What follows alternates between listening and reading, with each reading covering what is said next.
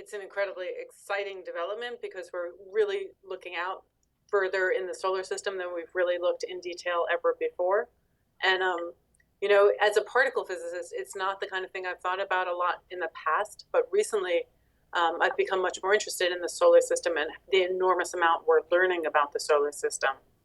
And it's incredible. I mean, there's this stuff, we look at distant galaxies, we look far away, but there's this stuff right here that we have there's so much information waiting to be understood. This is exploration at its finest. Check it out. Look how busy New Horizons still scanning away. Doesn't realize it just made this is far, right? We haven't had space probes really studying things in detail at this distance. I think it could be the start of something new. I think one of the things that's happened in recent years is we've just started looking more closely at asteroids and comets, like relatively nearby objects that we just have extremely little information about.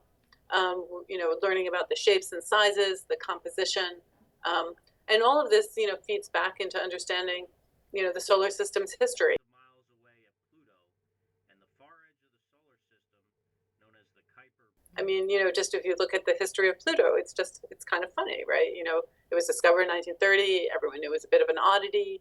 It was considered a planet. Then Eris was discovered.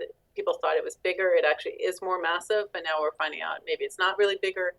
So Pluto's status changed. But really what we did is we discovered the Kuiper belt, which is, where Pluto is. And it's just a whole bunch of objects there.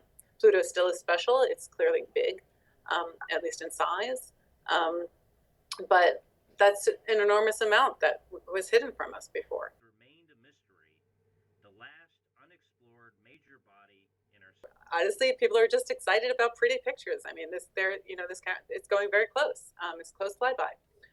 But of course, we want to understand the composition better. We want to understand the detailed structure better, and we will have more information about that. We'd like to know, what its density is, how much is rock and ice, and if it is, what of the rock, what is that made of?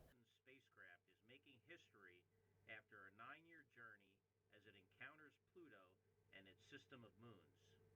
I think we will get much more detailed, focused information on small structures on it.